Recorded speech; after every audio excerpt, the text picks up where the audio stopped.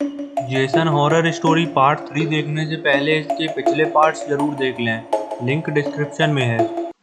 दोस्तों, हमने पिछली वीडियो में देखा था जेसन गुल्ली शॉन और केविन को मारने के लिए गेट तोड़ने ही जा रहा था कि तभी बाहर केविन का दोस्त आ जाता है और गेट बजाने लगता है।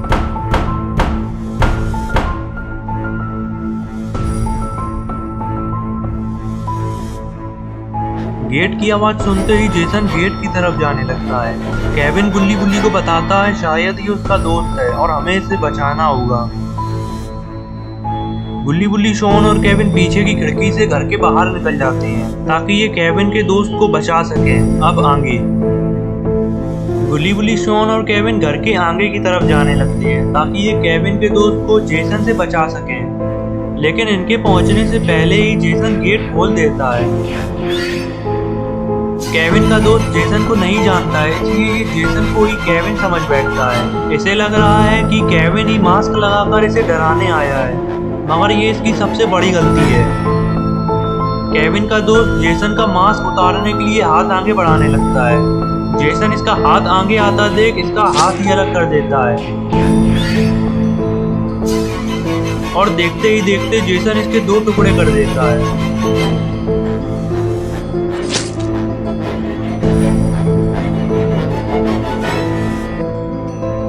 केविन ये सब देख रहा था और ये देखकर केविन की चीख निकल जाती है, जिससे जेसन केविन को छुपा हुआ देख लेता है और दौड़ता हुआ केविन की तरफ ही आने लगता है। गुल्ली शॉन और केविन जल्दी से भागते हैं, मगर इस बार केविन जेसन से नहीं बच पाता है।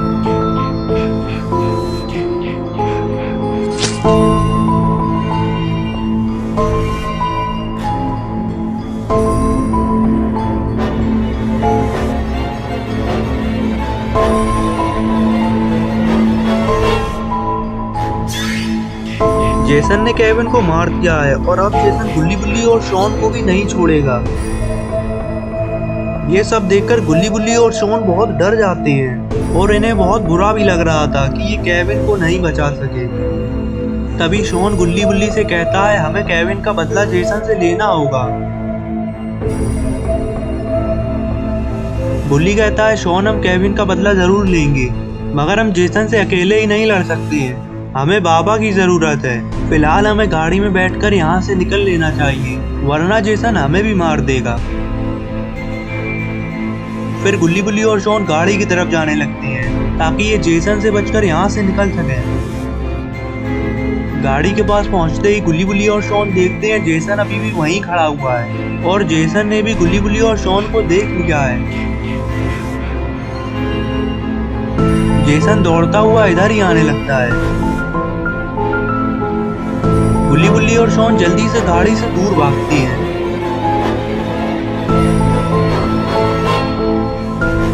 जेसन ये समझ चुका है कि ये लोग गाड़ी में बैठकर यहाँ से भागने वाले थे, इसलिए जेसन गाड़ी को ही तोड़ने लगता है ताकि गुल्ली और शॉन यहाँ से बच के न जाने पाए। जेसन गाड़ी को मार के गाड़ी की हालत खराब कर देता है। इधर गुल्ली और शॉन पैदल दौड़े ही जा रहे थे। बिना गाड़ी के तो ये लोग जेसन से बचकर ज्यादा दूर नहीं जा सकते हैं। थोड़ी दूर दौड़ने के बाद गुल्ली और शॉन को एक घर दिख जाता है।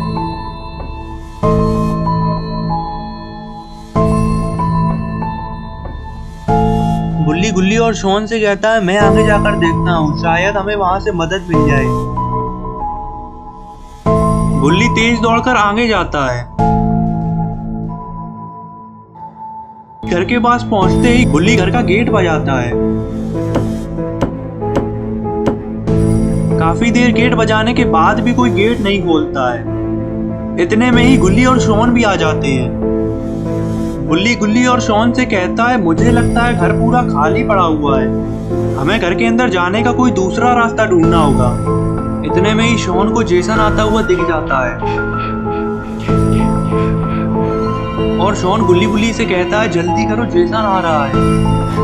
गुल्ली और शॉन जल्दी से घर में जाने का कोई दूसरा रास्ता ढूंढने लगते हैं। तभी इन्हें घर के पीछे एक खिड़की दिखती है। तीनों इस खिड़की से ही अंदर जाने का फैसला करते हैं। गुल्ली और शॉन खिड़की तोड़कर घर के अंदर जाने लगते हैं।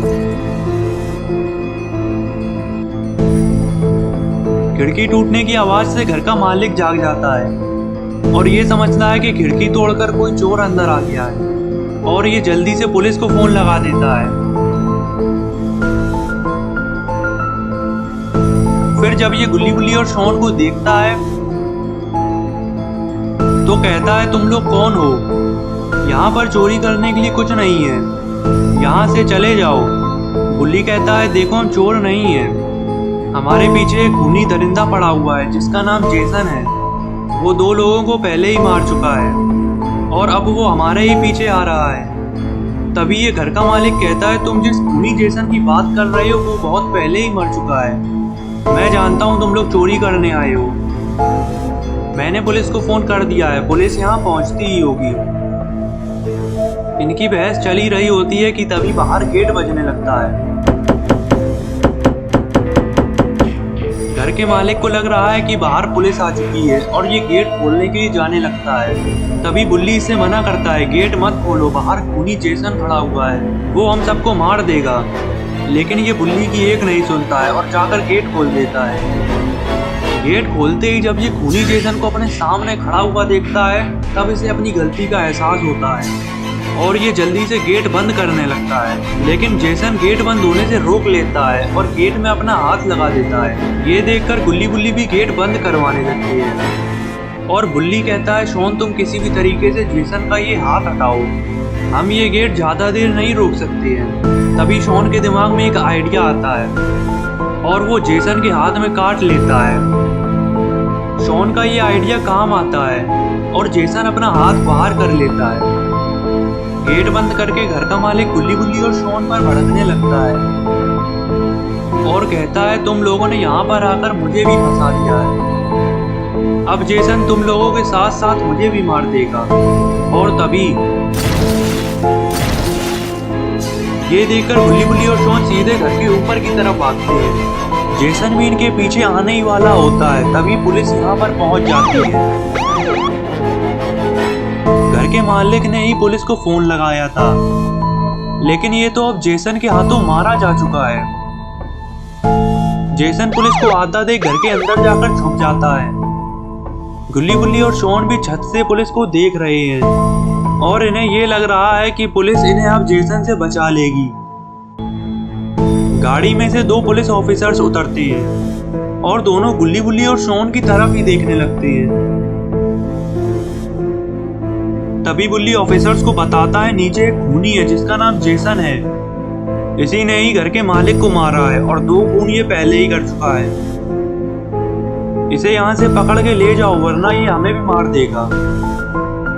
और तभी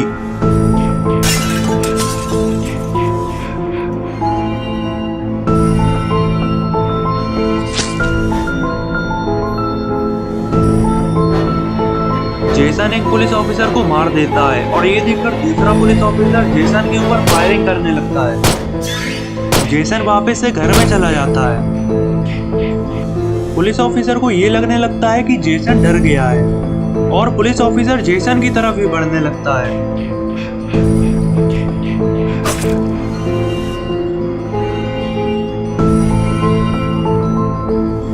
जेसन बड़ी चालाकी से दोनों पुलिस ऑफिसर्स को मार देता है।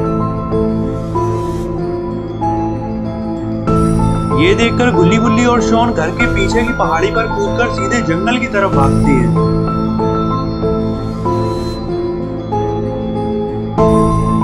जेसन भी इनके पीछे जंगल की तरफ जाने लगता है।